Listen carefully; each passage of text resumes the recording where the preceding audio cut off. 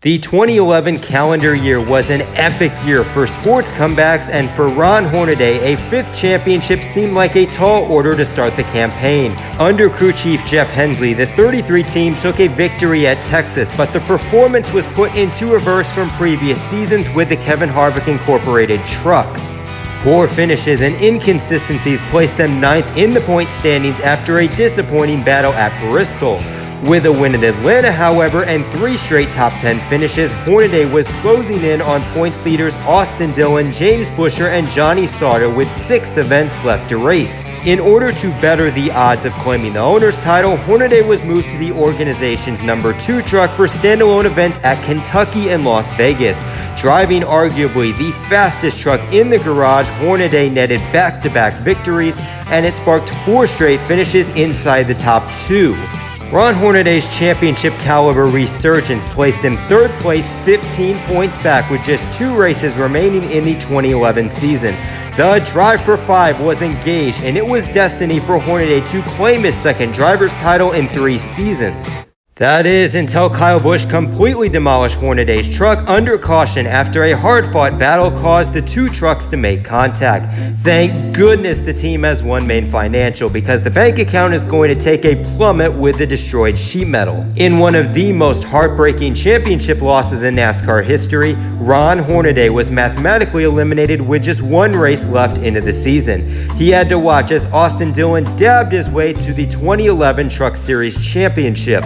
Little did we know at the time, this would be the final golden opportunity for Ron Hornaday to claim title number 5. His next 3 seasons in the sport saw the crafty veteran undergo a downward spiral, and he would struggle to even hit the pavement on several occasions. Prior to your decline in attention, make sure to leave a like, subscribe, and hit the bell icon so that you never miss an upload. Don't skip videos like Ron Hornaday had to skip out on races because of funding, and getting instant alerts will get you on top of new content. So now it's time to overgo the dark ages of a NASCAR champion.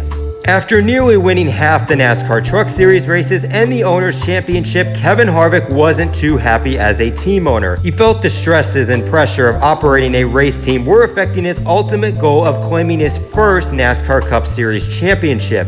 As a result, the happiness died for Harvick's race team as they would cease operations during the off-season. Kevin Harvick Incorporated sold its Grand National teams to Richard Childress Racing, so essentially those rides remain the same, except it would be Richard Childress operating and funding the equipment. The NASCAR Truck Series teams, however, would be liquidated, with its crew members and equipment finding new homes within the garage. This included Ron Hornaday, as he would become a free agent for the 2012 season. Fortunately, the Palmdale, California native was still a valued driver in the series, so he found no issue finding employment for the new season. Joe Dennett signed Ron Hornaday to the team's number 9 Chevrolet Silverado for the 2012 season, and this was seen as a game-changing move for the sophomore race team. The rookie season saw some growing pains with Jason White, as the team finished a middling 15th place in points with 2 top 5s and 3 top 10 finishes. Adding the 4-time champion was supposed to stabilize the organization and get them to contend for wins and become championship contenders for years down the road. Instead of making those huge gains, however, Ron Hornaday caught on to the poor performances and mediocre results that Joe Dennett had to offer. His 2012 season saw him earn only 2 top 5, 6 top 10 finishes, and only finished on the lead lap during 12 events.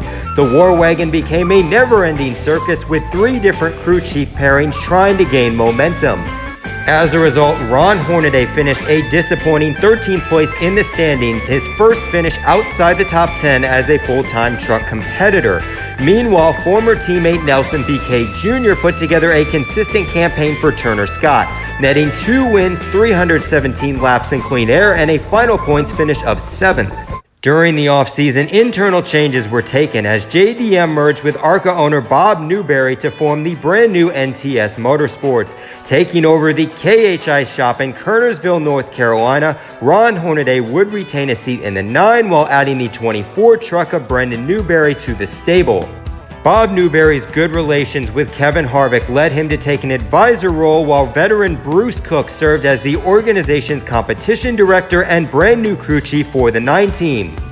With the guy that led Hornaday's resurgence in 2012 reunited with the four-time champion, the expectations were high as the green flag flew at Daytona. Ron Hornaday brought some consistency, netting 2 top 10s and placing a solid 4th place in the point standings after 2 races. With that said, Ron Hornaday ruined the decent beginning by pulling a hypocritical move at Rockingham. After Bubba Wallace got loose up the racetrack and nudged the Smoky Mountain truck, Hornaday responded by completely dumping Bubba into the catch fence. The only difference between this and Texas was the fact that Ron apologized and owned up to his wrongdoing. In fact, he was so regretful that he went to his pit stall after the race and told his crew to stand back so he could accept whatever Wallace and his team did. Certainly, this was the mentality Ron showed throughout his career, and he was going to take off his helmet and fight his battles like a man. Despite the goodwill towards Bubba, past actions cannot be redone and penalties must be handed out.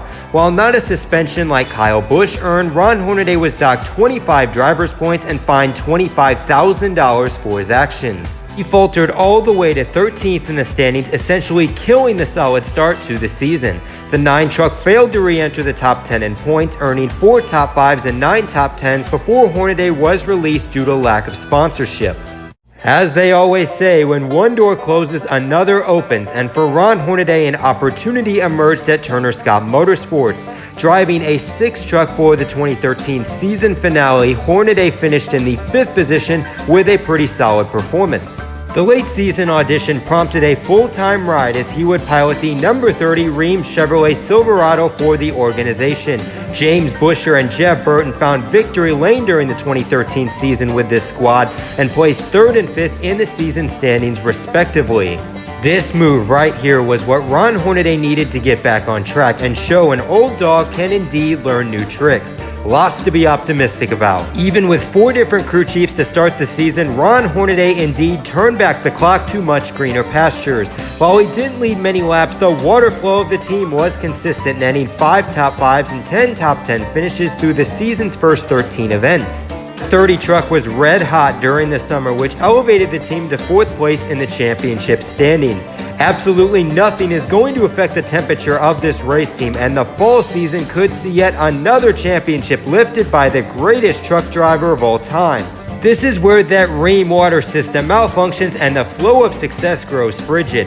Upper management at TSM becomes a complete clown show as Steve Turner and Harry Scott were reportedly in disagreement over its truck status. Rheem was the sponsor for the race as the 30 team couldn't find a sponsor, which meant the monetary value was much lower than Ben Kennedy and Cameron Haley's entries. Because of that occurrence, Ron Hornaday was reamed out of a ride before Canadian Tire, and the 30 team was liquidated to its core a few weeks later. The 30 truck was an early instance of a corporate dollar coming before the on-track product, as the team released Ron Hornaday despite being the highest in points among the other drivers. Essentially, TSM had to screw themselves and Ron Hornaday out of a championship run just to continue showing up to the track. Feeling remorse, Rheem moved over to NTS Motorsports and tried to save Ron Hornaday's season by giving him 3 races back in the 9 truck. Unfortunately, it was a little too late as the momentum was dramatically cooled down after a few weeks off, and Las Vegas and Talladega brought poor finishes of 20th and 34th.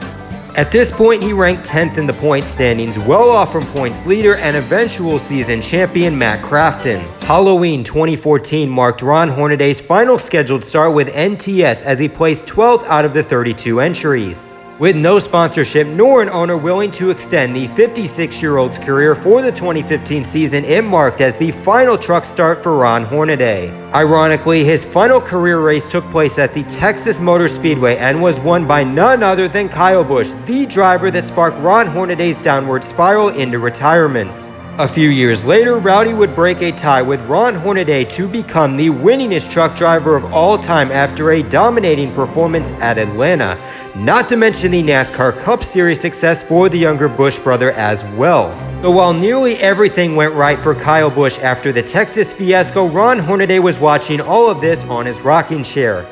Wait, are you sure I'm reading this script right? Jeez, this is such a cruel outcome, my goodness. So there you have it, the story of how Ron Hornaday went from a championship contender to a quiet, depressing exit from the sport in a span of 3 years. It's such a shame because Ron Hornaday was a pioneer for the NASCAR Truck Series when it started in 1995. Number 16, Napa Auto Parts Chevrolet for Dale Earnhardt Incorporated remains a staple in league history, winning 2 championships and 22 races in a 5-season span. His 2 decades of determination earned him 51 career wins, 4 championships, and millions of dollars in fans to his impressive resume. Fortunately, Ron Hornaday got the blue jacket as a member of the NASCAR Hall of Fame, but he deserved much better to end his career. Instead of retiring on his own terms and getting a farewell tour, Ron Hornaday's final years will be remembered as the dark and depressing ages, and it leaves a bad taste for the crafty veteran. So anyways, this is NRF signing out, and just remember, life's a beach and then you drive.